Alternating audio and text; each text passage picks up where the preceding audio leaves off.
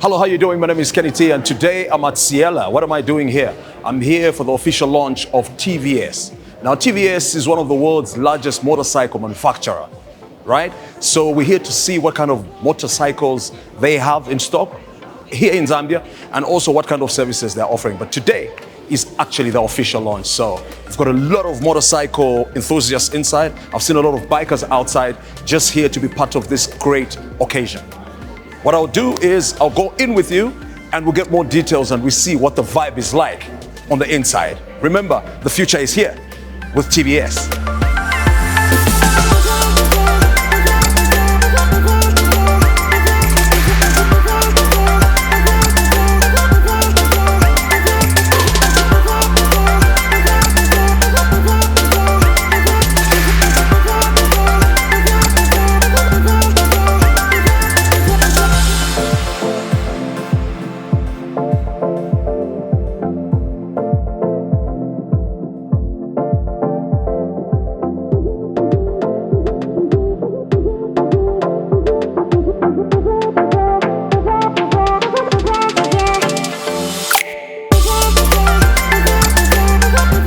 Hello and welcome to the Kenny T One-on-One podcast, award-winning podcast. We got 2 awards last year and we're here to see what this year is going to look like in as far as awards are concerned.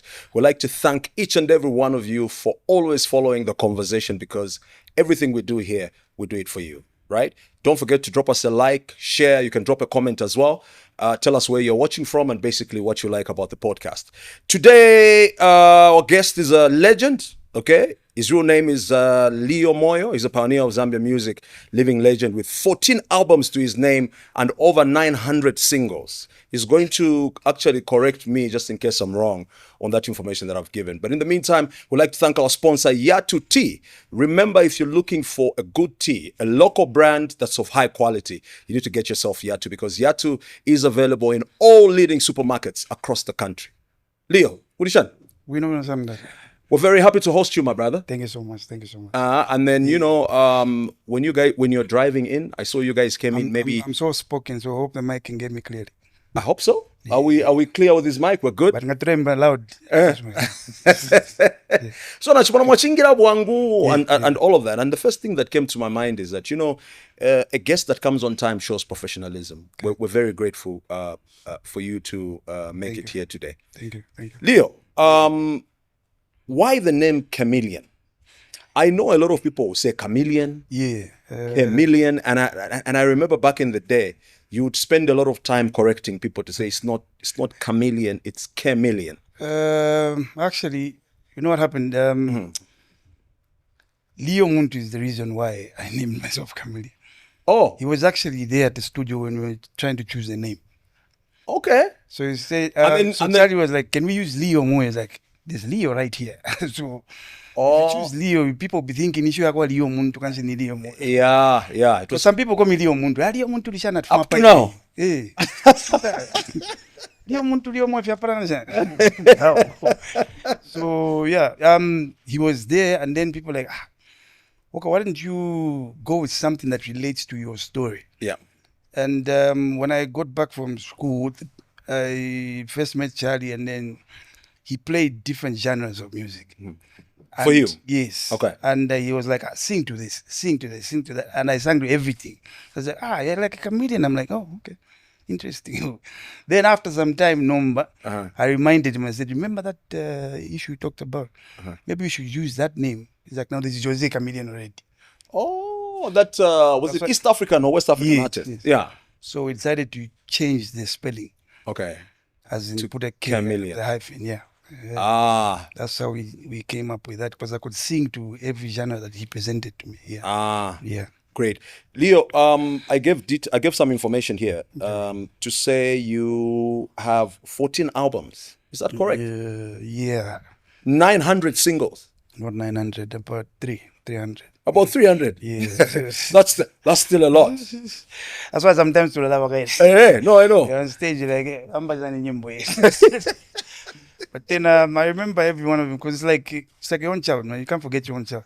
Yeah. Nangu amshanishani muli. Yeah. You still remember. You still remember. One day. Yeah. Yeah. But this is quite a lot of work, actually. Yeah, You know, it's very impressive, and you know they'll not call you a legend if you didn't actually produce this kind And of. people wonder like, how come you don't sing about the same thing? I'm like, it's you sing about stuff that people can relate to. Yeah. So you just sit down and think, oh, what can people relate to in this topic? You know, and you bring it out, and you know it's always different. Yeah. It's always different. Let's start from the beginning, Leo. Yeah. Where were you born? 79. Where or when? Where? When? Where? Okay. UTH, of course. When I was born. So you're a I'm Lusaka guy? Yes, I'm Okay. a Lusaka guy. Most people think I'm a Copper Belt chap. No, others think you're born in South Africa. No. Lusaka chap, UTH, and the person that raised me, my dad, is from the Copper Belt. Okay. He's a Lupali man. So Okay. in the house you couldn't speak Bemba, so I mean you couldn't speak Nyanja. So Bemba just called into me, and that's how I ended up speaking Bemba fluently. So it's Mboraland. Yeah, Ndaran. Better than Nyanja. Better than Chewa. Yeah. Yeah, man. So which schools did you attend here in Lusaka? Here in Lusaka, Namyanga, Southern Province. Kukalomo. In Kalomo. Yes, Kalomo. And something happened there. Even Kablunga Boys. Sorry, I was a Kablunga Boys as well. Okay, but where did you start from? We start from there, then we. Yeah, way down. Let's see, nursery school, Lumuno. Apparently, it's still there. Lumuno. Yeah, Lumuno is still there, but North Mid. But What do you show Lumuno? that's like Oh, it's somewhere. that's like 200 years ago. So I don't know if anyone is. It's actually there. It's still there up to now. It's still there up to now. Okay, so It's from amazing. yeah. Lumuno, Lusaka Boys actually. I went Yeah. to Lusaka Boys after that. Uh-huh. Then Lusaka Boys, I used to change from grade 1. I'm grade 2. I'm grade 3. Then my mother was like, what the hell is going on here? I can't see any progress, you know. Yeah. Let me see what happens at school. I'm like, yes, I feel more at the Then she moved me out from there and took me to Woodlands, secondary school. Okay. Woodlands, it's opposite the mall right now, where the mall is. I've just forgotten the name. But I'm there. Is it a Lake bit Road? organized. No, not Lake Road. Okay. I didn't go to a bougie school. There's like a school. So I can't know if it's a small school. It's a small school. Yeah. Okay. And then from there, where did you go? From there, then went to Kablunga Boys. Kablunga Boys, Namyanga. Namyanga, something happened there. My sister passed away there. And She was also there with you? yes. Okay. Something terrible happened there, and my dad was like, to hell with these Zambian schools. I'm sending you to South Africa, all of you. Okay. So that's how we went there. So you went to SA. Yes. In what grade did you I go was to in SA? grade 11. Okay. 11, yeah. So did 11, 12, then went to varsity there. Yeah, What did you study in uni? computer engineering. Yeah. How long was this? was 4 this years. course? 4 years. That's a long time. So now you know how computers are, they're always evolving, changing. And you need to keep updating and updating. But when I was done there, I started music whilst I was there. Because I had to mama school fees, and that's we just go and buy music equipment. And that's how the interest in music came through. And I came back here. The first person I met was Charlie. Okay, but before you came back here, when you were growing up, was music your thing? Did you ever think you would? Okay, I just noticed that because I stayed with my brother. I was with my brother that side, my young brother. Okay. He was more into school. I was more into music. So I just found myself inclining more into the music side of life. Yeah. He was more into the books. I'm office. Yeah. But what kind of music would you ordinarily listen to? White music. I used to sing with white people in a white band at school. Started from school. Yeah. A white band, like all white, I was only black person. Oh, right. Yes. So they would play the instruments, I would sing. So that's where the interest came from. People were like, "How you can sing? So let's just do this." I was like, "Okay, we'll see."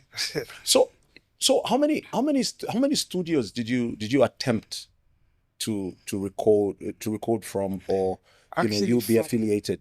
Actually, from that side, none, because I wasn't into it that much. I wasn't professional into it, because the guys there, they're too professional. Yeah. South Africa, they don't play. They don't play. So I just felt like, okay, I'm not ripe for this. So I would communicate with Thomas, my former manager, He's the one that knew Charlie. She was like, when you get back, I'll introduce you to someone who can take you further into this music thing. So I looked forward to it. So I'll just make beats. Then I knew that when I get back, I'll start singing.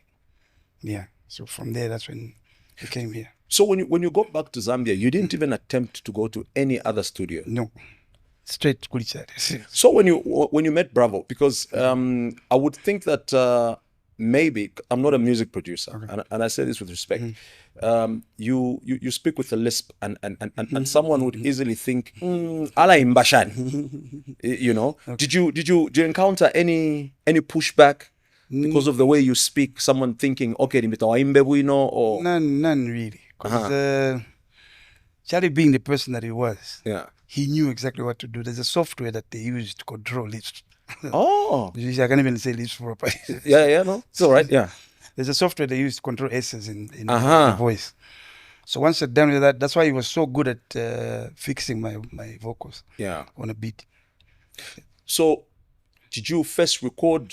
Which one was your first song? If you remember, because there's too many songs. There's a song called Graffiti. Graffiti. Yeah, I don't even know if it's on record right now, but it was an English song. Mm-hmm. Way back. Yeah. Then we did Wela. So after Graffiti, Charlie was like, let's try something local. You know, bring it local, bring it close. Yeah. And that's when we did Wela. And then now people understood that, okay, this guy can sing in the local language. Venak is working for him. So at the time you were coming back, did you know who the artists were that were happening at the time? Did you meet any of them before you started recording? Like when I was in SA, I used to listen a lot to JK and Dai. Mm-hmm. So my mother used to say, for music, one day I'll sing better than these guys. And when it happens, like, okay, how did you know that? It's just interest. Interest. But JK, George Wangu, those are the guys I used to listen to. So it's like, but when you got to the studio, before you started recording the hits that you recorded, you never interacted with them at all? Nope. So they hated me like go wina enough mine kwiso. Especially JK. JK didn't. Why? I don't know, he just said you familiar with when I was some to chinga. I was like, get used to it. Because you know that time things were happening. He's like, you know, there's a time they called me for a show called Showgrounds. MC was there, JK was there, when I had Wusu and them.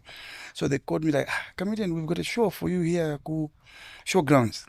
And I was like, Nindala. At Nindala? Yeah, I'm tired. So come in the afternoon. And the guys were like, what is he thinking, man?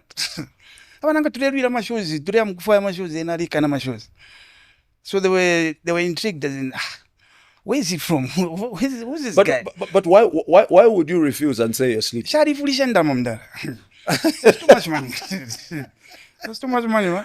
Okay, we'll get to that, because you know I remember the time when you're sitting on top of the world. It was good, but we'll get there. So when you got back with Charlie, did you play any instrument? No. Did you know how to produce? Yeah, I knew how to produce, but I couldn't play an instrument. But then, you know, okay, this was amazing to me as well. Mm-hmm. I can put a song together, like compose it and everything, but I can't play an instrument. Okay. Yeah, I could play guitar though, not fluently though. Mm-hmm. But then I could put a song together. I could tell that, okay, this is the wrong key. Mm-hmm. Even in a voice or on a keyboard, I could tell this key is not going together with this. That I can tell. But then playing an instrument fluently, like piano or whatever, guitar, I can play. When you're introduced to Bravo, I want to understand exactly how it happened. Mm-hmm. So Mwasafika, what was like the first thing he said to you? He asked me, so I hear you can sing. I'm like, oh, yeah. So he played reggae beat first. Warisha reggae, sing to this. And I sang, you know. I sang jazz. I said, okay, sing to this. And I sang to that. So like, okay. He's going through everything nicely. Yeah. She was and he was excited. He was like, we can work well together. He played something on a guitar. I sang to it. Christo Sean came through, sang something. Hamova was there as well. And Tommy D was there. believe it or not, I found Tommy D in the industry. Oh, is it? Yes. Tommy It D was na already Mafela. happening, yes. Yeah. It was already happening, and they were all saying, okay, the chap can sing, but let's work with him. And that's where things just started flowing. So it wasn't one of those things where I had to try. Yeah. Just from the word go. It's amazing to see how everyone has a different story, because others ngabayingira ku studio kuba abakani nabayingira ku studio, but With just Charlie going it was straight. One kick, yeah. Yeah. So, which song do you think ichithika nomba yasamune kati okay? I remember many of your songs, but I do not know which one it is was the first one that Niwewe Kamfwa. Yeah. So who wrote that, and what was the inspiration behind that song? It was just a normal love song, but then the way it was executed, it was in a new style that people were not using here in Zambia. So everyone was like, he started to Yeah. and we're trying to be different from the Pongozis and the PK Chalas, because those are the people that we Because that's the Zambian music people knew. Yes. You know? So when we brought that, people were excited and like, this is new. Because I remember when JK called, he's like, he was so style of way. But you don't come, you know, so well, now you're here to take over. I'm like, I'm just trying my thing, man. Yeah. So people liked it from the way it go, and it was nice. So do you write songs or others write for you? 90% of the music, like the first 4 albums, yeah. What I would do is I would write the chorus. Yeah. Charlie would write the verse. I would write the bridge, just like that, would interchange. But most of the songs from the first to the 4th album, I wrote most of the stuff. Okay, so when you now Niwewe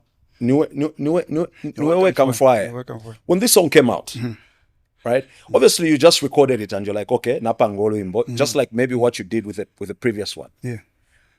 When did you realize that this song is actually big and people appreciate it? The first time we released, like the first album, nothing was happening. The scene was quiet. What was the title of the first album? Sorry. It was self-titled, Kmiliam. Okay, Kmiliam. Okay. Yeah. All right. So it was silent. You didn't really. Nothing. You know, others were paying DJs to make the music play. But if it was I'm like, Charlie, I believe that we have to pay these people. Yeah. It was like, they can just relax, just wait. Yeah. So time passed and I was telling Charlie, it's not working. Yeah. This is not working. Then after some time, I believe Gesh just called. With the first album? Yes. It was buzzing like crazy, man, over your music. No, come for an interview, let's see what you can do in Chansa. And then the first show was Student Center Paunza. So where you went for an interview is what? Radio Phoenix? I was or Radio 4? Radio 4. It was Radio 4, actually. Yeah, it was Radio 4. It was Radio 4, yeah. Okay. So now, where I realized that the things had gone crazy for Student Center. When I just stepped on stage, people were like crazy. I'm like, ish, man, this is happening now. Yeah. That was the first paycheck, and I was like, let's go. Let's so do this. all of those great songs that we got to know about were in your first album? Yes. First and second going further. Okay, like so on the first one, yeah. on the first album, which songs can you speak about that were hitting? Because your album was similar to JK's album. Okay. I'm not sure which one was bigger, but it was like all the songs were hits. You know, those days would make music without thinking, as in, should we keep some songs for the next album? So just put everything in there. Yeah. Everything in there until later on. That's when you realize that you have to hold some stuff back. Because you know, sometimes when you put all the good stuff in one album, wasa mbok firo kuichila with an album exactly. You know, and after some time, you tend to realize that you can't beat yourself because you put everything in all the albums that you've done before. Yeah. But now you know how to strategize now. After the gig at Unza, what happened? It was wild because now calls started coming in, money started coming in. The influence was a bit bigger than before, and just at home they were like, music guys, what can I do? Because you went and did uni for 4 years and came back, and music was making me money, so I just held back a bit. Yeah. Work-wise. Have you ever done any work in as far as your... No. So tawala banefe makompyuta. Somewhere mkona kumutwe somewhere. But you tend to forget because with computers you need to practice Yeah. Programming, networking, you need to practice all that stuff. And also just the changes that with time things become different. Things are changing drastically. It's wild. It's crazy, man. So now you started, like, how many gigs would you have in a week? Like, it was usually Friday, Saturday, Sunday, just like back to back. It was crazy, man. So at that time you didn't have many friends in Zambia, right? They hated me because of what I was doing. Because of what you're doing. Yeah, the success was too sad. It was heavy, like, my face, it was too much. Yeah. So it's like okay, Bambi but you are from nowhere. I think it's just talent, man. Yeah. It's just God given talent. Those things happen in the industry. Did I say much? Can't mention names, man. Okay. So now it started happening. Now, how did your personal life change? Did I even have a personal life? From the word go, this is what you're going to do. This is how you're going to do it. You're going to dress like this. You're going to talk like this. From the word go. So who would do that? From Charlie? From Charlie to Len, Rock FM. Yeah, Len Kawan. Yeah. Big shout out, Len. Those guys, they grilled me, man. Yeah. It was just orders after order. I've never had a personal life, man. Because I remember Len, and I think a lot of people have forgotten about this. Yeah. I remember Len promoted your guys' music quite a lot too much, I know him from Radio Phoenix, where I'm on radio, and he has brought your guys' music, and from the word, that's how from the word go, Len had been there, so he's a very important part in the whole growing up in the music industry. So they worked together with Bravo? Yes. They owned the label together? What was the story? Len came through as an I'm going to help you with the marketing, because that's what he was good at. Yeah. Even up to now, he's really good at marketing stuff. So he came through as a marketing chap. And he pushed it from that angle, and everything else fell into place.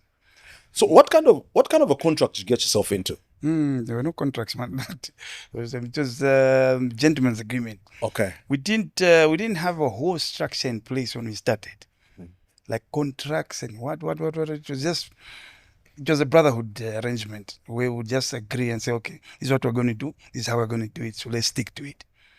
That's why even the social media presence like YouTube and all those other platforms that were there, because I don't know how Charlie worked, man, but he had his own way of doing things. Yeah. But then I didn't notice the presence of like YouTube and stuff like that.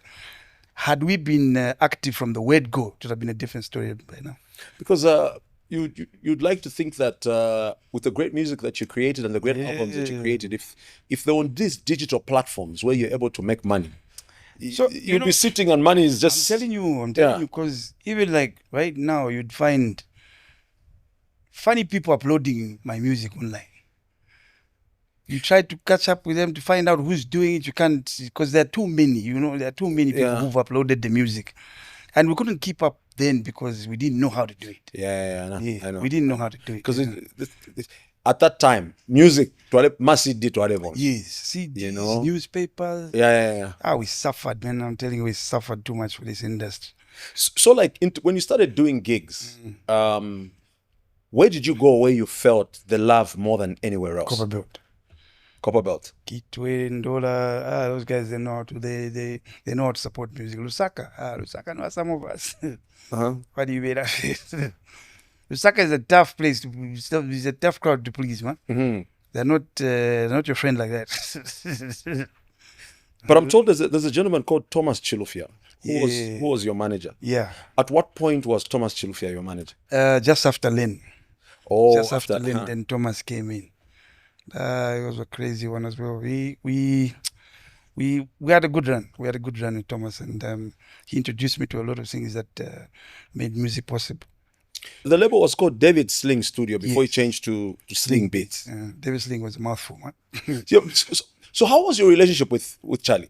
I knew him personally, very creative guy. He saw rest in peace. Yeah. His creativity is what drew me closer to him, because he knew, it was like he was in my brain. He would pick my brain. He was like, this is what he wants, this is what he doesn't want musically, Yeah. and he'd be like, no, this is what you don't want. I'm like, how sure are you? It's what I don't want. Like, just do it like this and you see. And after you do it, he'd be like, you see, I told you.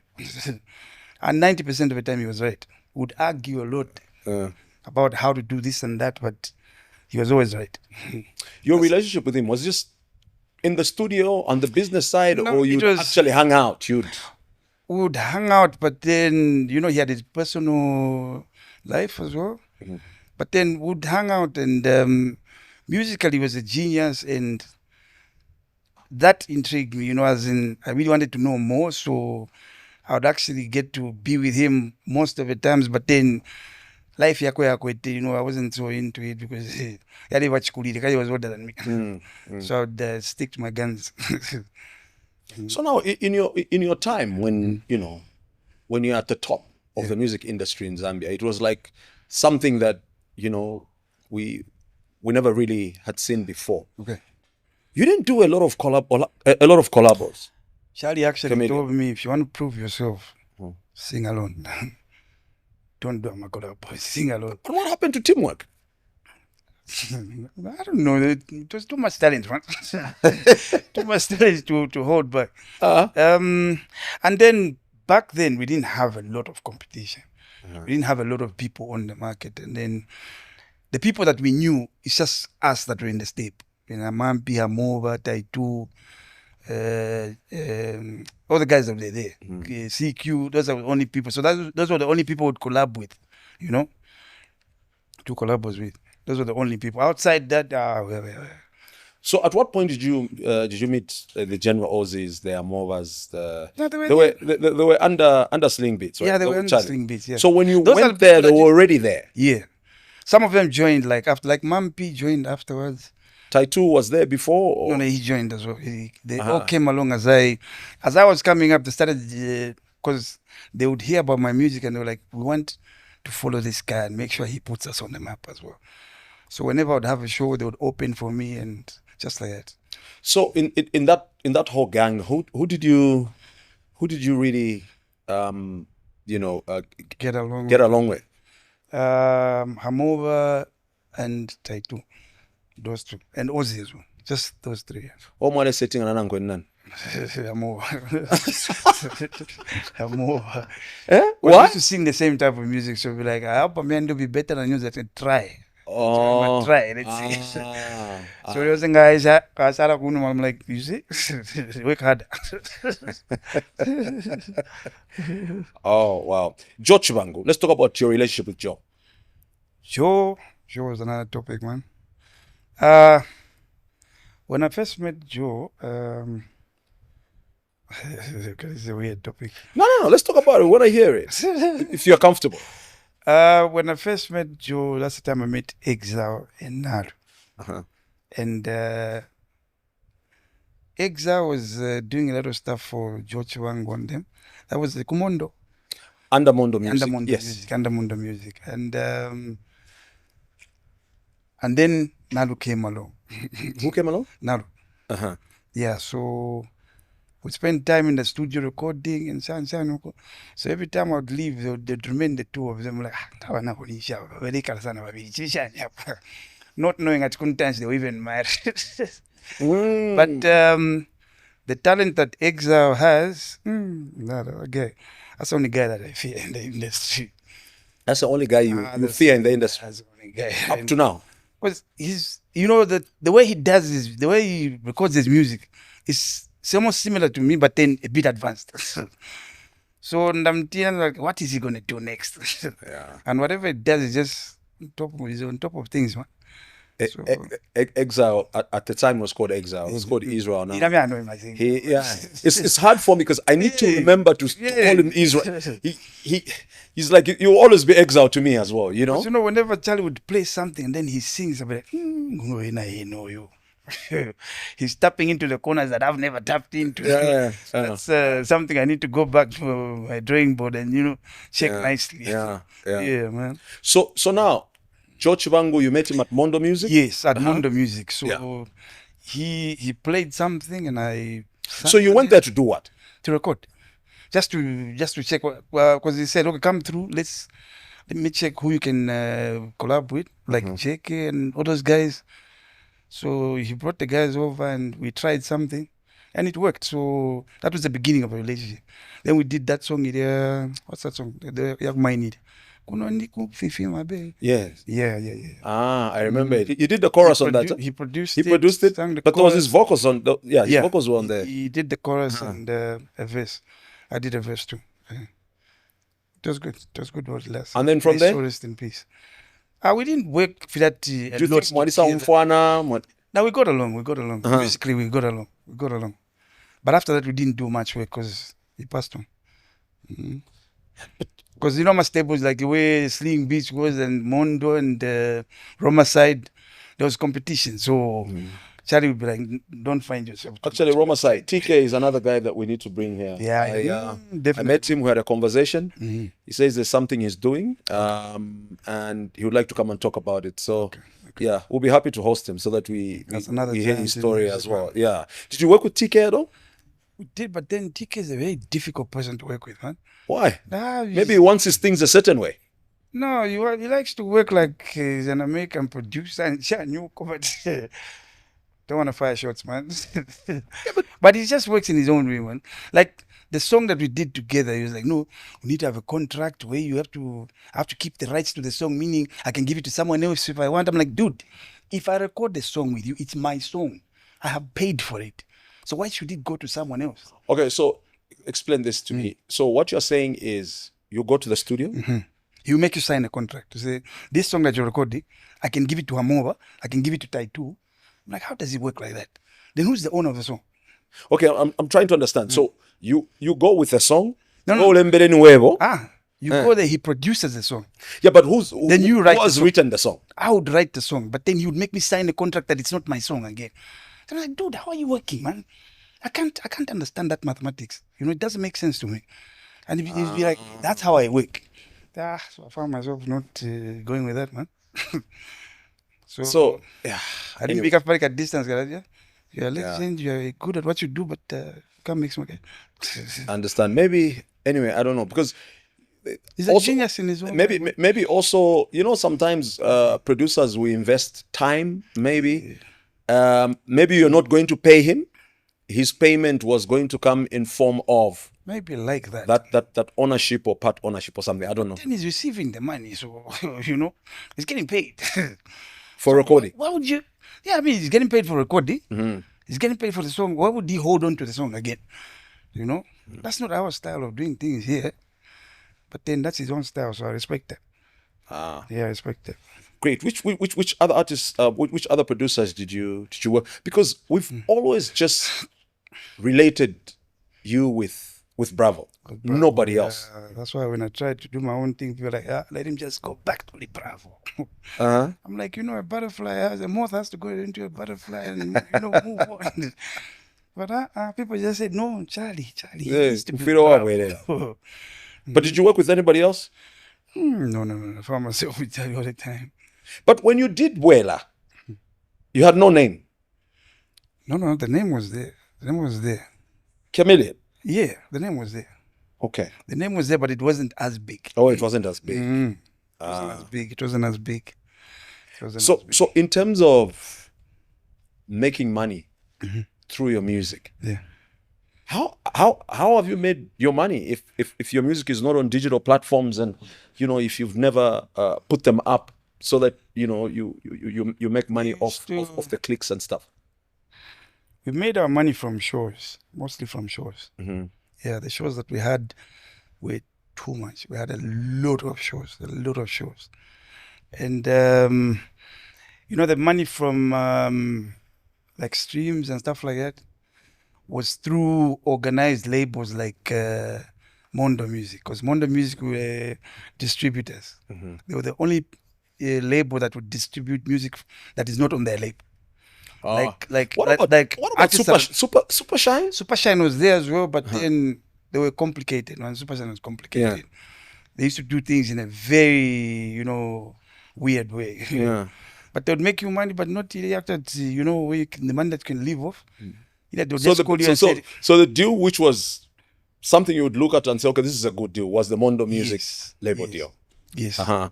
Super Shine was like, you know, they would call you and say, we got 100,000 for you, come and get it. And then after 6 months, we would have 150 for you, come and get it. I'm like, come on, man. How are you doing things?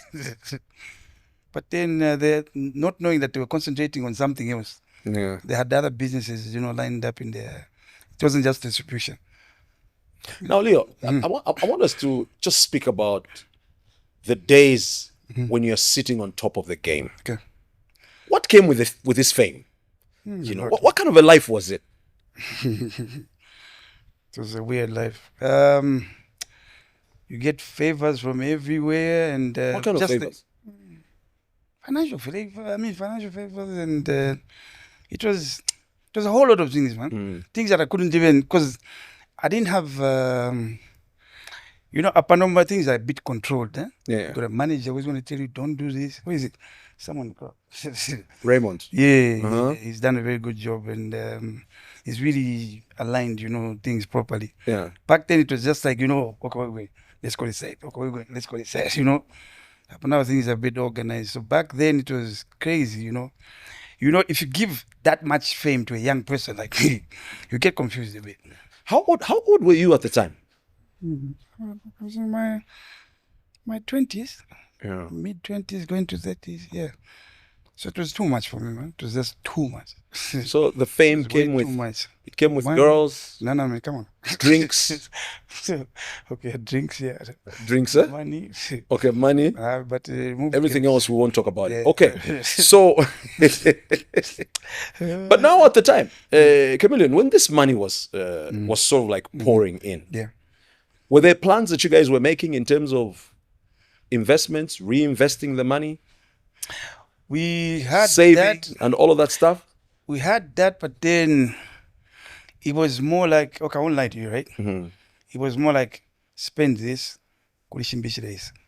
Spend that. I know it's more how. coming. Yeah, And and then when also you there's a tendency of anaosha because saving ako shireshiresa ishitiye ntuli. And it's a very bad mentality, man. It's a very bad structure, man. But then I wouldn't encourage anyone to go into that.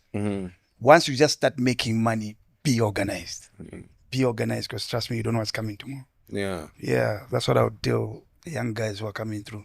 It's exciting. You are getting all the, especially now, you know, the rates are different now. The rates are higher. Yeah, they're higher now compared to what we used to get. So the guys who are coming through, let them just be organized from the word go. You know, not that we're not organized right now. We are other streams of business coming through and stuff like that. But then I'll just urge the new guys to just think properly. So, but if you and Bravo did not really have a written down contract or agreement, Yeah. how the money can shine in that? Angashaisa kwakana. Money can shine. As long as now we should do a So in terms of percentages, then you are listen get a get higher percentage. okay. Simple, because it's a Higher like what? he's a 51? publisher. More than 50, yeah. He would get more than 50. Yeah, because he was the publisher. As a publisher, you get more money.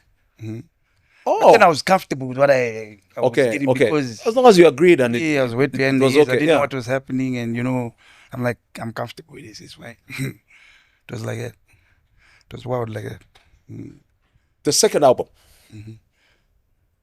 how was it? So the first one was self-titled, Kmiliam, and the second one was Another Day. Oh, Another Day was the third one. Another day. What does that intro that? Another So it's like Day, Another Day. Aha. So I remember that one. Yeah. Another way to make mine. Yeah. It was just, you know, it was an idea that Charlie and I came up with. Like, let's be putting intros, like on everything, on every song that we do, so that at least, you know, it shouldn't just be music after song after song after song to be boring like that. So bring a interlude and shan. So everyone started following it until they couldn't keep up. So what kind of songs did we have on this second album? I'm asking this question because our friends, the Gen Zs, even the Gen Alphas watch this show, and a few other guys that are actually in the background here. They, you know, I'm asking this question for that purpose. I probably know the answers, but for the purpose of this chat, what type of songs did you have on your second album?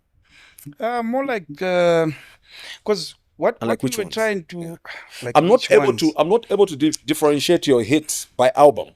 I do not know which one was I on which also album. I have Yeah. that problem as well. Oh, okay. I have that problem as well. I can't tell which song is on which album. There's a friend of mine that knows every quite a while by. Yeah, yeah, yeah. He Yeah. knows every song and which album it was on, which year and Chansa. I'm like, wait, what's in what embedded?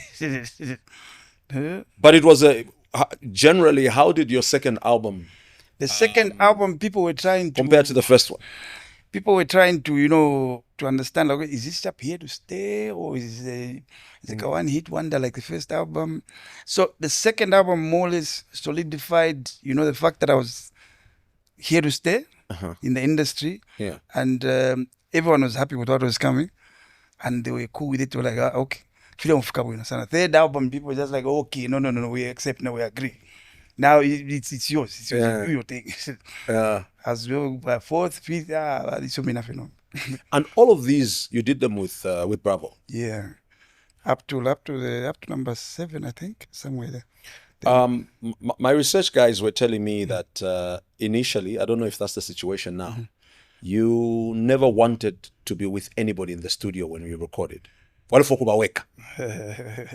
Yeah, Is that anything to go? Is that true? yeah, it is. Niche band. I don't know, I need so new or what, but no, it's one of those things where when there's someone in the studio, Yeah. the creativity wouldn't come out. You know, you're trying this and that, you're trying this and that. Yeah. You know, when there's someone in the room, you're like, not if you, not like right now. Right now it's wild, man. I'll be singing and everyone's just like, if he's going to sing better than before. Yeah. And try that. That's why I don't need anyone in the studio. Just step aside, stand outside or something. You know, let me do my thing. But mainly, maybe it's a combination of things. One, you're shy. Secondly, you feel you're more expressive when you're alone. Yes. Has that changed or it's still the same? Still the same. But now, you know, I went to studios like in South Africa. We tried something when we went back afterwards. And then I tried it. I said, everyone should leave a studio. Like, dude, where you from, man? Just sing. Sing, man. I don't sing like that. I don't sing like that. Like, my friend, this is South Africa. It's South Africa here. Yeah? Just sing your music. I'll just end up singing, but it will still come out right. Yeah, but where you are, you're like, okay, I would have given it a bit more. Yeah, if we did something like that, the way I used to do it. We realized that at some point, you left Sling Beats. Yeah. I just told him, I said, I need to do my own thing as well. Yeah, but how? Why would you just get up and say, I want to do my own thing? Okay. When Charlie got married, things became different. Okay. Yeah, things became different. You know, he would make me record an album in like a week. And before that, you would record for how long? It would take like 3-4 months to record. Maybe that's why the music was so good. But then in a week, man. No. But what I mean is that I know. If you recorded over a period of a long period.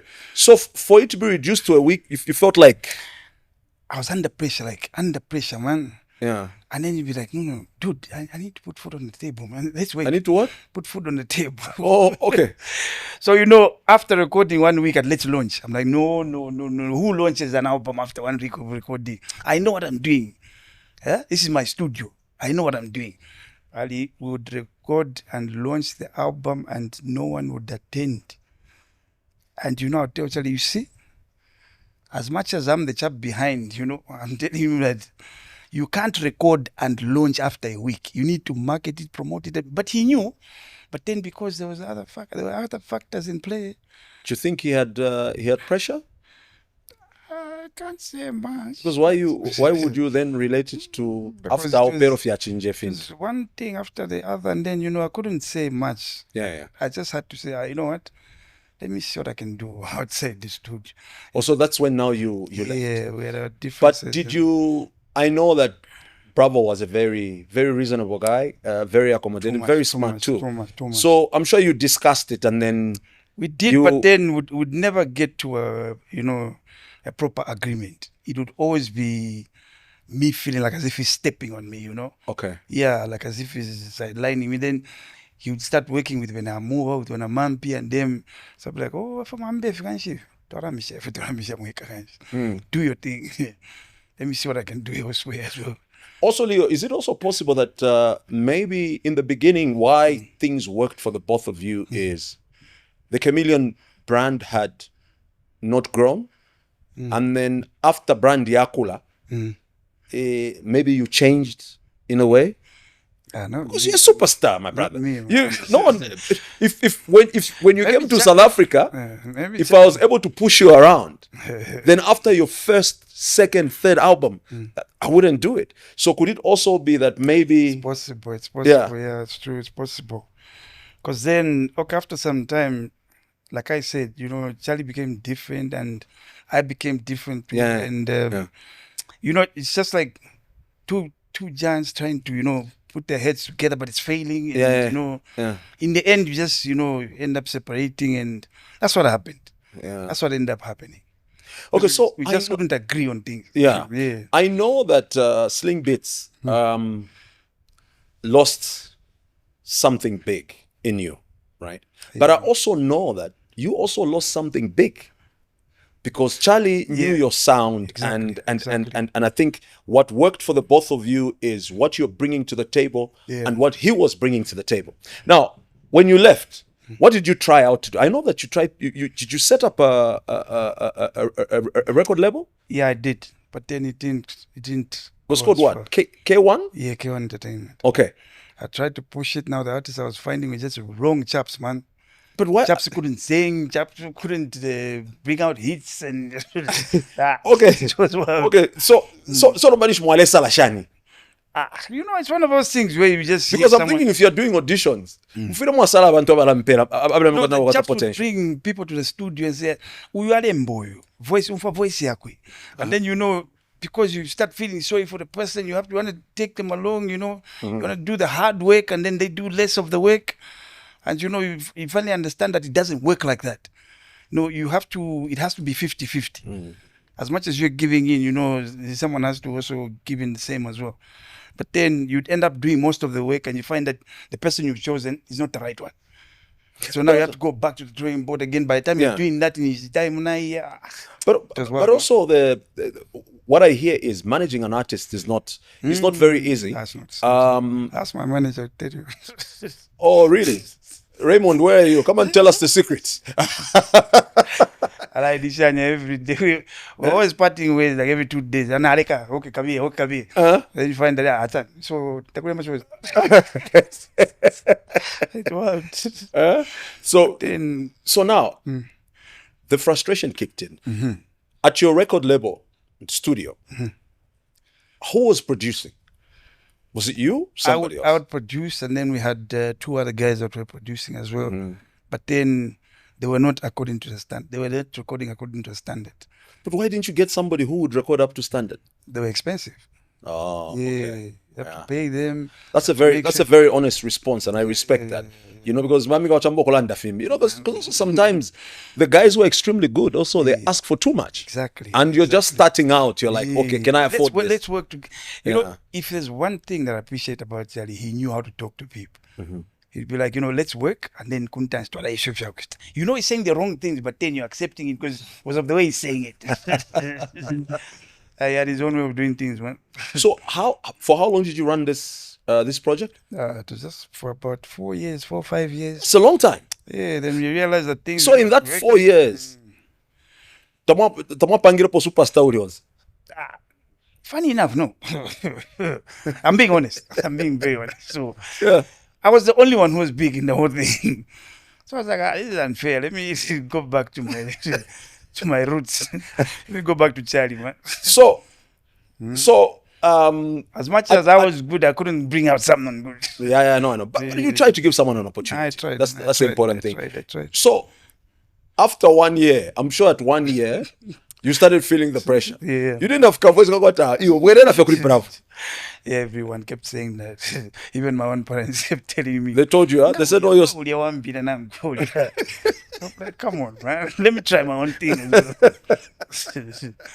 Yeah, it was like that, man. It was crazy. Yeah. Then we just had to admit and say, okay, let's shut it down for now. And Let's go back to Charlie. truth By the is- time we're going back to Charlie, he was in his last fights. You know? Okay, but also just talking about business. You know, I know a lot of people who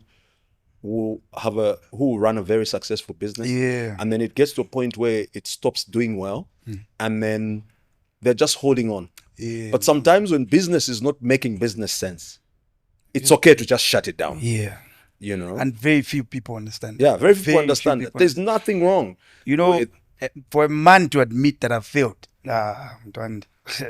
It's difficult. It's like So, pouring water on a rock and expecting a flower to grow. So number Kmiliam, what is I Musha bravo because I record the shine in a short space of time and you couldn't agree. Number kuwerera mocha ishire bashan. I just went back and said, boss, I'm back. Things are tough. Things are tough. And you know, because Charlie knew me well, and he knew that we created magic together. Yeah. He was just like, okay, let's try it one more time. Let's try one more time and see what we can do. And why I think it was easy for you guys to get back. I feel like the fact that you had pressure in trying to make your own thing happen. Yeah. Chances high that you could have had his own pressure also. Yeah. You know, so you're getting back together. It was like, okay. Because you know, back then, you just sit down and songs will just come flying.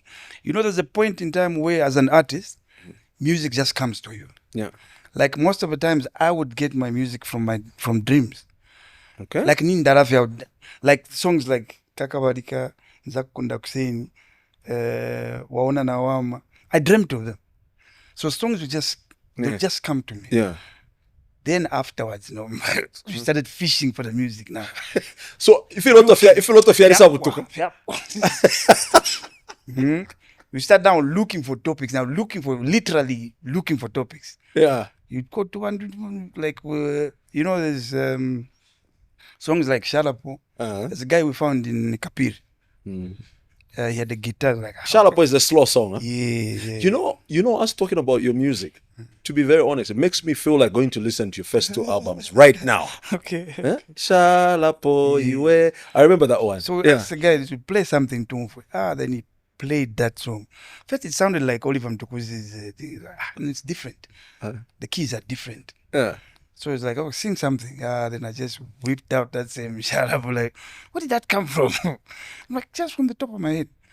Then we called the guys, said, okay, let's get your number, come to the studio, record. I recorded the song, and that was the first song my dad loved. It's like, what were you thinking when you were singing this song? Because you are too young to be singing songs like this. Because most of the stuff that I sang about is happening right now. Yeah. How? Yeah. As a young person, lyrics like that. Yeah. And they were deep. The deep lyrics. Serious Bemba writing, man. So number. Mwasa bweruka pamona bravo. Mwaikala number. What was the plan now to move forward? Okay, we thought, okay, let's try one more time, see what we can do. And because we're not in that frame of mind today, I was a bit in my own world, man. Which world were you in? I just wanted to make money. Man. Yeah. But Charlie and I know, let's be creative. You know, let's sit down and. So now the opposite happened. Yeah. Before you left, Charlie alikubutusha. You wanted it to be slow. You know why we recorded that album, and then I went to the UK. In my own mind frame, I was like, let me stay this side. Let me leave first Charlie Pano. I decided after Mwabwera album. Yeah. So I you decided to relocate on my own. Wasn't that Nanaika UK? Yeah. And how did you pick the United Kingdom and not any other country? I mean, I'm not saying it's a bad place. I'm just trying to figure out how. That was where I managed to go. So couldn't manage to go to the States then because the things were different. Yeah. But then we went to the UK and I said, I have passport first to Ifsekopan, first to Wombeku. It didn't work. It didn't work. So what kind of stuff did you do? So music. No, because you know when you go that side, and most of the people that have gone there, not that I want to put them in trouble, but then they choose to do their own work. Like I don't know how to explain it, but they do their own work that works for them and to make them money to survive. So I found a Nigerian guy that was good enough to me. He said, okay, let's go into construction. I'll give you a job. I'll give you a house. I'll give you money. I'll pay you. And see where you can take it. But then I have my own issues. Okay, before you even go there, Yeah. I'll still reconnect you back to what you wanted to say. What experience did you have in construction at the time? Did you have some construction experience? No.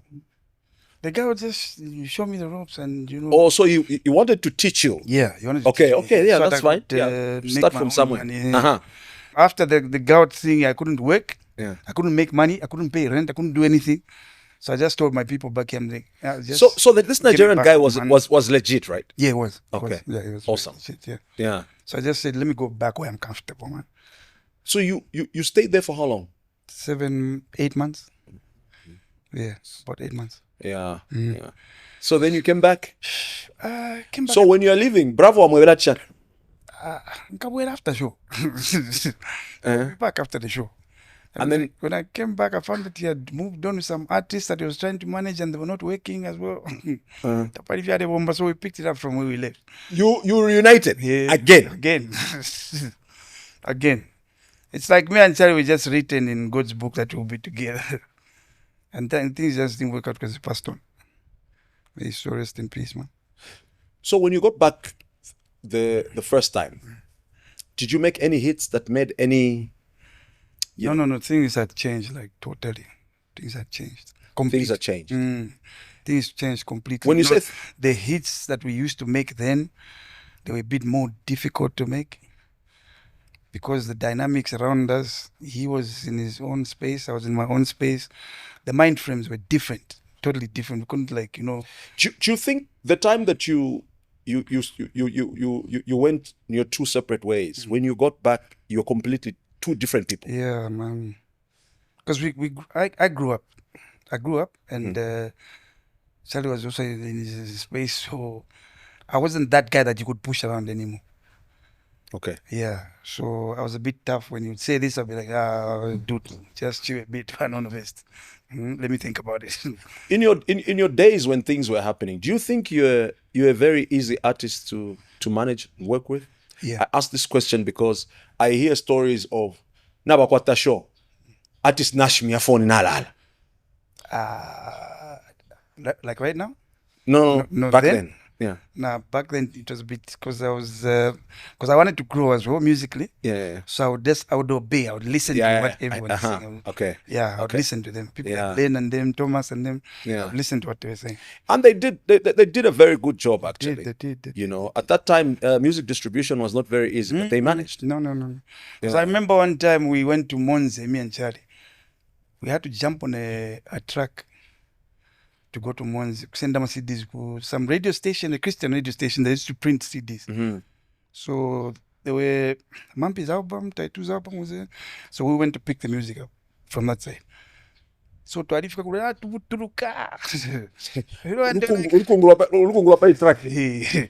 what are these guys here to do? I was like, they had to pick up who are they? This is Kmiliam and Bravo. Like, guys, the way they're looking. So to Arifika, music is yeah. So I want to talk about the first time first before we go to the second one. So things did not work. And then you went apart again. Or did you still stick together? No, went apart. That's when you went to the UK. Yeah. No, after, like when I came back from the UK. When you came back from the UK, yeah, we came for back the second time. Yes, second time. So first time it didn't work. Second time, did it work? Okay, it worked a bit, but then not that much because the marketing now was different. Social media was in play. Fiamma managers, Fiamma Shan, so things were different. The dynamics were different now. Do you think also maybe people had moved on from Charlie's sound? Yes. Because music, style. There would be times when Charlie would produce and people were like, oh, but we've heard this before.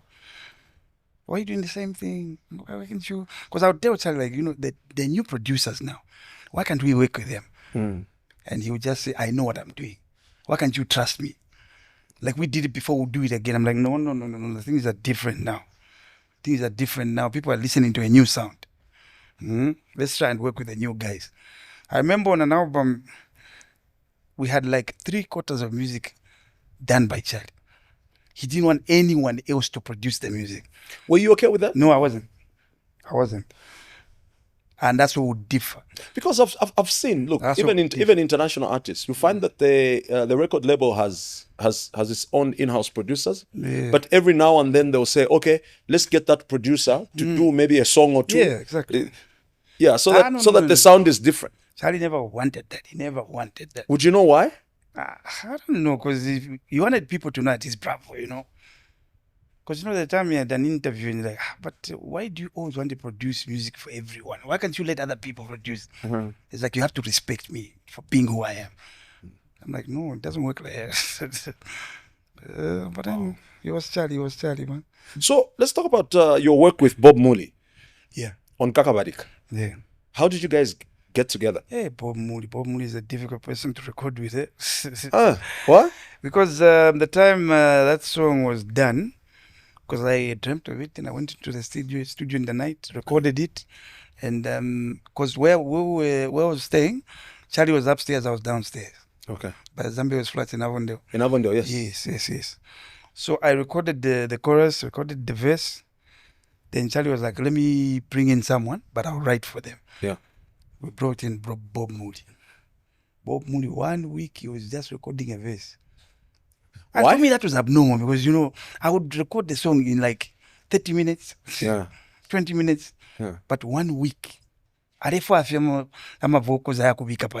Charlie, come on, this is taking long, man. So maybe was it his style, maybe? I don't know what was wrong, man. But then we tried to bring in someone else. Bob Muli sang very well himself. He's got good vocals, man. Serious vocals. But then I don't know what happened. We tried someone else and you tried this one, it didn't work. What if I feel Bob Muli? That song wanted Bob Muli. Until I don't know how Charlie managed to do it. He worked his magic and it worked out. Leo, on a lighter note, obviously my viewers need to know that I had to clear it with him before I ask the question. Okay. You know, when you are happening, the story that was following you behind is Leo added yasane firanga mudiro. What did they think? They say mateveto, but then firanga mudiro. Chiranga mudiro na mateveto na fupisa tefi. Ira badi. One is after, one is before. Na mateveto na yena waledi. No. Because mateveto is after marriage. Okay. You have to have been married for a long time. So it's firanga mudiro. The time the first one happened, no, not the first one, the only one. I had Kabif Pano, Rough Kid. Oh, Rough Kid. Yes. Rough Kid. I don't know if he was looking for topics for his songs or what, but then he just recorded it and it came out and it blew up. And you know those you recorded days, it in a song. No, him, not me. Yeah, him. Yeah. He put it in a song. To say what? Okay, he was talking about everyone. He was talking about everyone. And then, funny enough, the issue about me blew up more than everyone else. Because you're a big artist, my brother. The others had it under, but you know, wherever they would find him, they would beat him up and shag and he was okay with that. I never did anything, so he became comfortable and started saying it wherever he would go. Hey, that's why it's not that. Come on, man. Just because I let you go on this one doesn't mean the next time I find you. Yeah. But I'm not a violent person by nature, so. But how many Chilangamrilos have you received so far? One. Just one. You know, it blew, like what you're saying, and I couldn't understand. Now, man. But also up to now, it's you know, I've said it so many times. So many times. Which camera am I looking at? That's your camera. There. So now I'm saying it for the last time. It's one. Just one. Just one. But there's someone out there who just says, you know, like as if in sister when I say, come on. You know, when I was telling you a story. There's a time that Chola Mutati in Hitwe, big up to Chola, very great man, doing big things on the copper belt. Yeah, for sure. I think he was celebrating his birthday and there was a gig at Mindolo, so I was invited. And then you were supposed to perform. Yeah. So kaidi you artist nga finish tike findu bala misungo kwa misunga ero wasa kufumia and then now the MC, it was your time to come on. Kmiliam tawle moneka Kmiliam ochasala ngani Kmiliam nimbale ye chiranga muliro. So I'm sure the joke was just. I've been trying to shake it off, and I don't know, man. It says that it doesn't go. When people just stick to something, Yeah. I want. So Leo, now after all of these episodes with Bravo, what was the plan now? At the time of his demise, were you guys together planning something? Yeah, because Charlie was like, let's start working on promotion for your new music that you're doing. I'm just going to help out. Yeah. I'll help out with the marketing. So he was like, no, you go to shopping malls and do a performance so that people can know that you're still out there. Make yourself relevant, you know. And we sat down and we planned everything, but then not knowing that it was short-lived.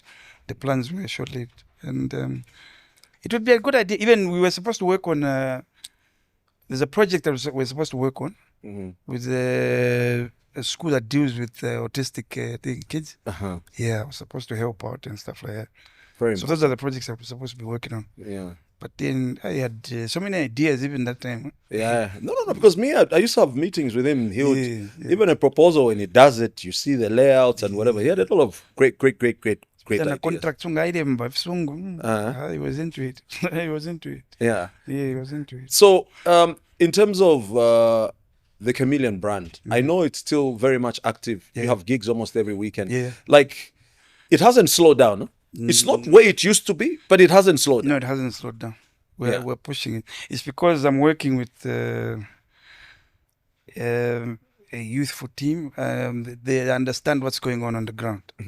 So most of the times they tell me that if we do things differently now, you know. And but are you manager listening keeps to saying, and I'm like, do you know how it works? You don't understand, man. Yeah. But then he's right. You know, you can't say because I worked. Yeah. You know, you always have to challenge yourself. You're only as good as your last performance, you know. So you always have to outperform yourself. Yeah. So that's what I keep trying to do all the time. It's too much work though, but it has to be done. I just want to close this topic on your music that is on digital platforms or that is not, and you know, these people. So what is the way forward? Because I think with the work that you have put in, the great music that you've produced, you need to figure out a way to put them on platforms that will give you money. No, we have, because right now we're working with KB. Okay. KB is really good at this. He's really good. Yeah. He's really good at this. And so far, so good. It's just that we can't bring out the old stuff and put it like where it's supposed to be right now because of the rights.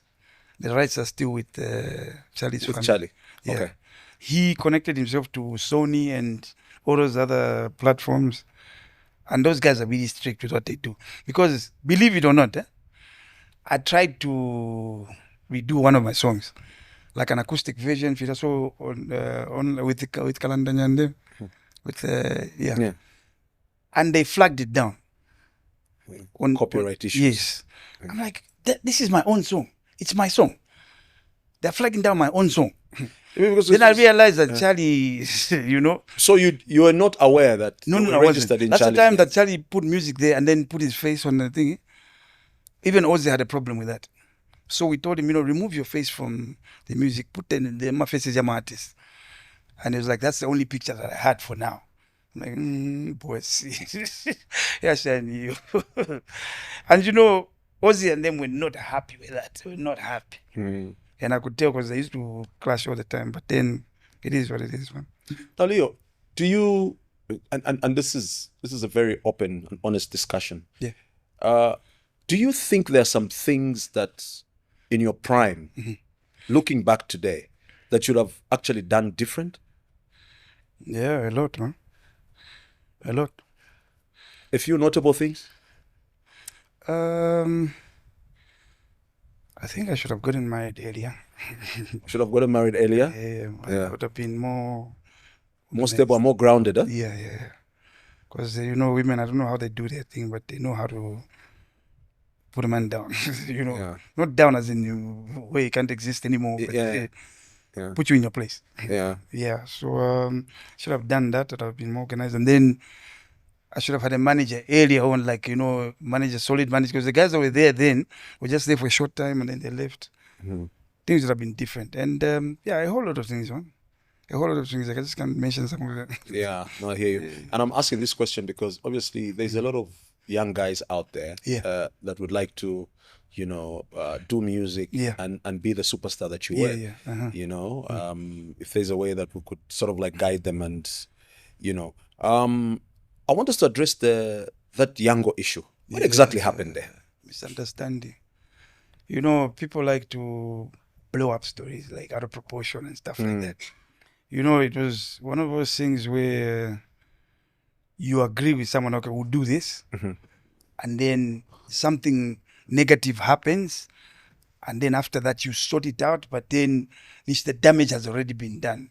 The guy has already put out something there that is not supposed to go out there. So he was so quick to talk about it online and say this and that, but Nish had already sorted it out. What exactly happened?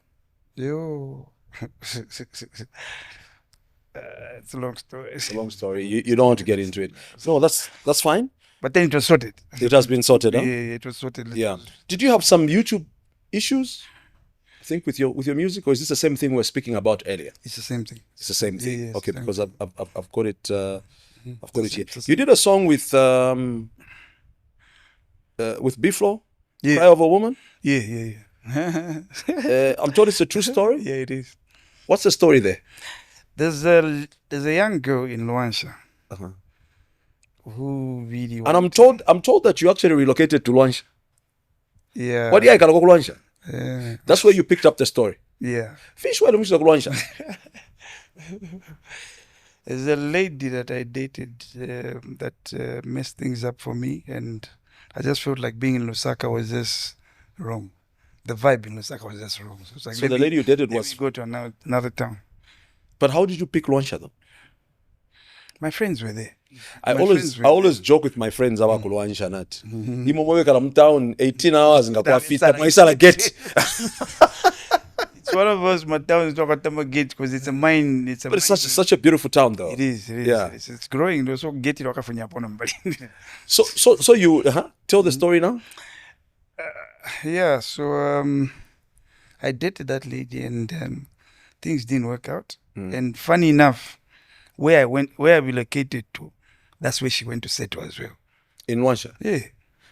So I was like, Was that a coincidence? You know? Kmiliam, was that a coincidence? I don't know how it just happened, but it just happened. Wasangiro mnankwe nani? She found me there. So now, whilst that was happening, I met You know, if you're the one who found her there, I was going to say, don't get it. Yeah, no. So she found you there. Yeah. Okay. After Master breakup kuno kulusaka, then you wa Luansha because you want to stay away from. Then Aisa. It was nasty, man. It was nasty. That's the time I did that No More Love song with me. So such topics come out of situations like that. Yeah. Then that yakwa bifro na SAF. So yeah, crazy things happen in one. So the storyline is shiny mu yakwa biflo. So that young girl, I had something with her, and it didn't work out. From Luansha. Yeah, it didn't work out because I didn't fully get out of that other your previous relationship. I didn't get out of it, so I broke her heart. So were you looking for your previous girlfriend in her? More or less. Okay. But then it was difficult. But at least we aimed high. So not that I'm degrading the other person, but I'm just saying, I just found myself not being happy with where I was. So you broke her heart in which way? Because you No, I left, and the way I left wasn't good. Wasn't nice. Broke up. Okay. Yeah, broke her heart. Yeah. My research team tells me that you're giving a lot of relationship advice on your social media platform. Yeah, I've been through it. So it's from experience, right? Yeah, from experience. And how is that going? People are listening. They're listening. They're listening. You never know whose life you're saving out there, Yeah. Things. things are tough out there, man. So whoever is listening, they tend to appreciate, they send me messages, say, what you said really touched me and it helped me and things are moving differently now because I look at life differently. I'm like, that's good. That's good. That's good. So Leo, if someone wanted to hire you for a gig, are you very expensive? I'm affordable. Expensive is the value that you put on yourself. Because my manager always says, know your value. Know your value. With what you've done, you should know that you are not a cheap person out there. You worked hard for your brand, so know your value. Yeah. So expensive is not a tag I would put on myself. You are set to perform at the African Music Experience this year alongside Jaru. Yes. How do you feel about that? Are you excited? Yes, I am. The fact that they've chosen a young panel of artists, and I'm like one of the old ones. So it's an honor that they've looked my way. Absolutely. Yeah. So I appreciate that. I really appreciate that. Yeah. Because they would have easily chosen all these other guys who are there.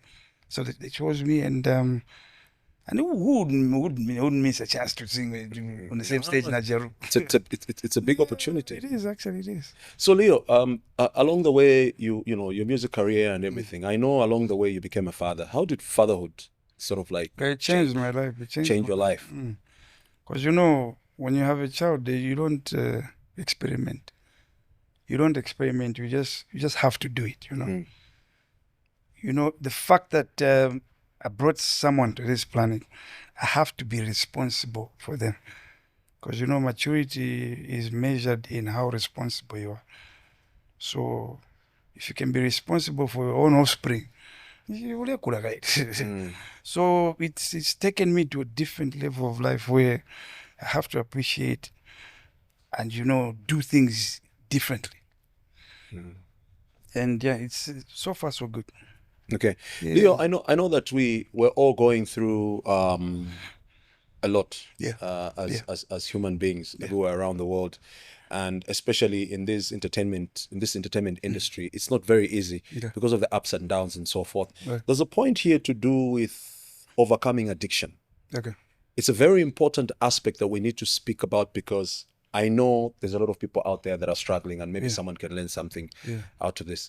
You struggled with some addiction in your career? Yeah. And how did you get out of it? Alcohol, yes.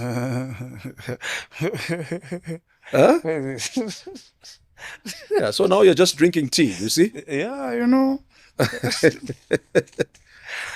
Okay.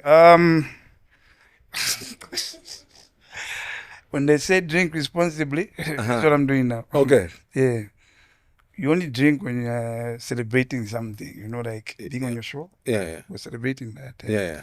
Manangapa, Safidia. Yeah. Yeah, those are the only things we're doing. And the team that I'm with, they make sure that things are done correctly. And there are no nonsense people, so I wouldn't want not to work with them. You understand? Yeah. Because there's so many things out there that, especially myself, if I had to expose myself to that, I'd be gone in a flash. I'm supposed to be dead by now, man. But lucky enough, I'm navigating the waters and I'm surrounded by good people, so I appreciate that. What do you think led to this alcohol addiction? Was it depression? Was it too much work? Superstardom? What was it? Too much work, and you need to get that edge off, and then that shyness first stage, so you want to get rid of it. So festinueko. And when you get used to that, it becomes a daily thing. Yeah. You just want to find yourself drinking just to get over, so that you can get over certain things. And it's not a good reason to drink. Because once you go down that rabbit hole, you can't come out. Yeah. Yeah. But the fact that I'm out and I'm okay, it's something to celebrate every day. But how did you manage to get out of it? Because it takes a lot of willpower. Yeah. Yeah. So I just told myself it's now or never, man. So many people have left us because of being irresponsible like that. And even my family, they're very, I come from a Christian home. That's why I always wonder why people would talk about Vyamatevedo, like stuff like that. Because imagine you go to your family and say, oh, family, I'm marrying this person.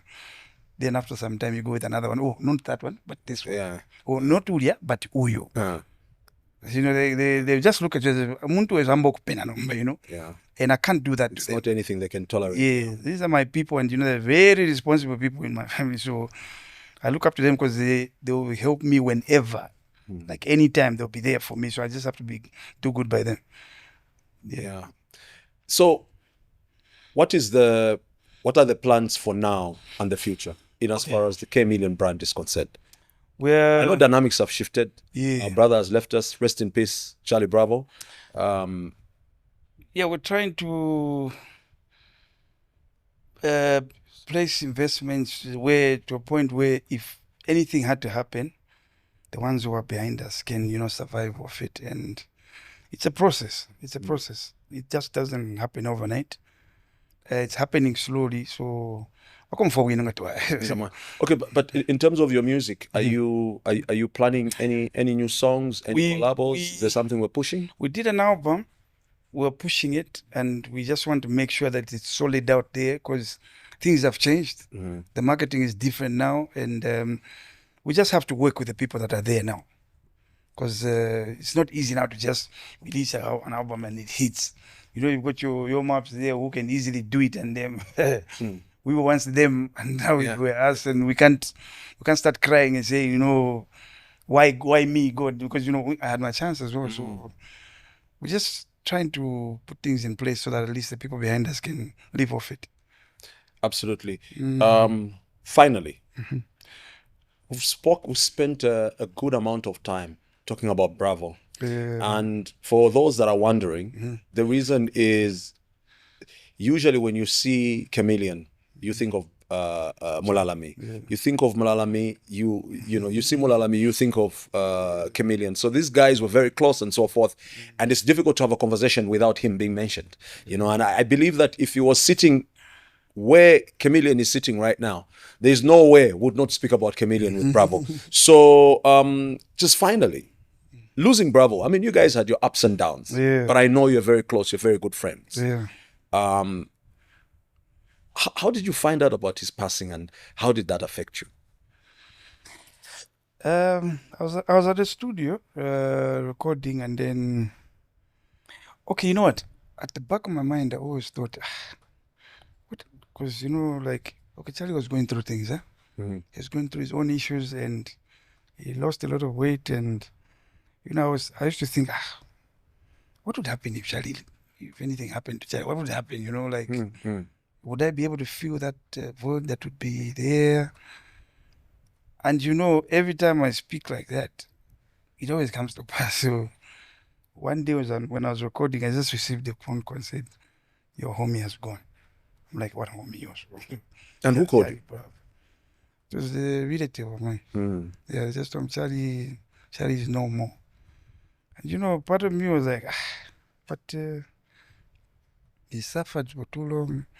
Let him rest now. But then part of me again was like, he was more like a brother, more like a father, more like everything to me, Gosh, man, it was difficult. It was difficult. It was a bitter pill to swallow. Like, for example, if you knew that this was going to happen, okay? If you knew before time or beforehand, are there some things you would have done in as far as your relationship is concerned? No. Because Charlie wasn't an easy person to you could tell him something, and he would be very defensive about it, He would always know what to say just to shut you up.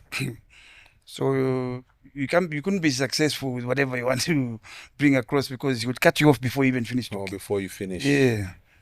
So I don't know how God designed it, man, but then it just happened in a way that we all just said, what can we do? We can't bring him back. He's so rest in peace. So rest in peace, Yeah. Kmiliam, it's been great. We've done about 1 hour, 20. I didn't even feel the time, man. Yeah, 1 hour 23 minutes for my timer. They've given me a timer, by the way, which is working very well for me. Actually, 1 hour 25. Yeah. Yeah. Thank you so much, man. Yeah, Thank you so I think it's been great. And before I give you, so what we do is that each guest we have leaves a question for the next guest, right? So there's a question for you from 76 drums. What? He didn't know it was you that was coming. Okay. We didn't tell him, right? So we've got a question. It's a very simple question, but I'll read it out to you. But in conclusion, what is your thought about the state of Zambian music right now in our country? I've always wondered how like Nigerians do it out there. You find that their music is everywhere. Like the whole world listens to Nigerian music. Like right now, Burna Boy can fill up a stadium in the UK. Why can't Zambians do it? And I don't know what we're doing wrong. So I still feel like we're still a long way to go. But then what do we have to do to get there? That's my homework. Like every day I think about that. Like what do we have to do? So slowly we got artists who are claiming to be international, but they should actually make music that can go out there and actually put Zambia on the map. Not just singing local music and hoping that it just sells kuno kwine. But a lot of artists are doing they're doing gigs abroad, Like filling up stadiums. Okay, well, no. Yeah, like that. It would be nice if Zambian is such a stadium, sold out. Yeah. It would be something. No more problem. Do you want to go to social? They wouldn't want to breathe the same air as the next artist because they feel like they are bigger than. That's why I think God is keeping saying, "That's hold on first. Is it? Be a bit wiser." We're on our way there. We're almost there. You won't breathe. So your question from our previous guest is, Chilenga ukufirwa. So this is a very general question in whichever context you would. Okay. What causes us not to succeed? Yeah, maybe what causes, because sometimes people will start a project and they fail. You start a business, you fail. I feel like, because before you do anything, you need to do your homework, isn't it? You need to go on the ground and see who you're targeting and, where whatever it is that you want done, where is it going to go? Who are you looking at, Because for us with music, you find that we're targeting the Chikulides to listen to our music. You're not targeting the youngsters, but then you got a target market. So you do your groundwork and you look at who you're going to be presenting your stuff to. That's the only way it works. Because if you don't do your groundwork, I don't know. Why you targeting? Yeah. Yeah. What's your question to our next guest? Who is it? Yeah. Format show. So you can ask any kind of question. Okay. What are you doing, like, to put Zambian music on the map out there? Like, what are you really doing? What do you have planned? Great. Yeah. Did we get that? Okay. Kmiliam. Yeah. It's been a pleasure hosting you on the Kenny T One-on-One podcast. Thank you, Mwape. For us to think about you, it means that you're still making an impact on the music industry. And we appreciate you. You've done it all. I remember the time that you were at your peak. It was amazing.